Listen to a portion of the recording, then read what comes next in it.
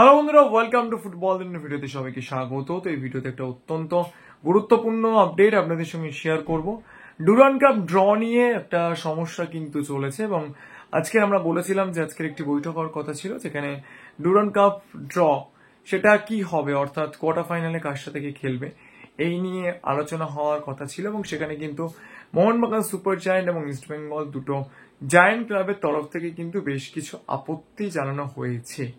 তো সেই রকম ভাবে তো আর কোনো বৈঠক আপাতত হয়নি এবং Mohun Bagan super giant versus east Bengal FC derby match বা ইস্ট বেঙ্গল খেলবে ডায়মন্ড হারবারের সঙ্গে, এরকম বিভিন্ন কথা প্রচুর হোয়াটসঅ্যাপ গ্রুপে অলরেডি সার্কুলেট হয়ে গিয়েছে। এবং আমাদের তো বেশ কিছু লোকজন তো অলরেডি এটা ঘোষণা করেই দিয়েছিল 17 তারিখ নাকি ডার্বি হবে এবং সেই মতো নাকি ডুরান্ড কর্তৃপক্ষ দুটো ক্লাবকে তোড়জোড় করতে বলেছে। তো এগুলো আমি বলছি, এগুলো ঘুমিয়ে ঘুমিয়ে স্বপ্ন দেখা ছাড়া কোনো কিছুই নয়।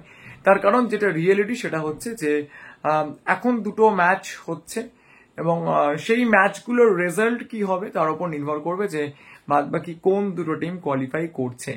তো সেই নিয়ে কোনো হোয়াটসঅ্যাপ গ্রুপের কথা বিশ্বাস করার এই মুহূর্তে দরকার নেই, বা কারোর ঘুমিয়ে ঘুমিয়ে স্বপ্ন দেখে বলে দেওয়া ডার্বি, এগুলো নিয়েও আমার মনে হয় যে কথা বলার কোনো দরকার আছে বলে বা যৌক্তিকতা আছে বলে ফুটবল দুনিয়া মনে করে না। যেটা ডুরান্ড কাপ কর্তৃপক্ষ ঠিক করেছে, একদম 8টা যে কোয়ালিফাইং টিমস রয়েছে তাদেরকে সামনে নিয়ে তারা ড্র করবে।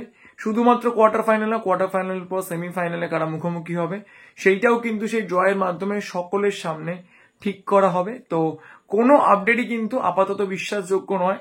সেক্ষেত্রে হয়তো দুটো পট করা সম্ভব হবে না, তার কারণ যেহেতু এখানে 6টা গ্রুপ উইনার্স আর দুটো গ্রুপ রানার্স আপ রয়েছে।